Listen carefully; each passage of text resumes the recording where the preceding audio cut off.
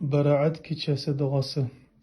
اللهم إن كنت كتبت اسمي شقيا في ديوان الأشقياء فامحوه واكتب في ديوان السعداء، وإن كنت كتبت اسمي سعيدا في ديوان السعداء فاثبته، فإنك قلت في كتابك الكريم: يمحو الله ما يشاء ويثبت وعنده أم الكتاب.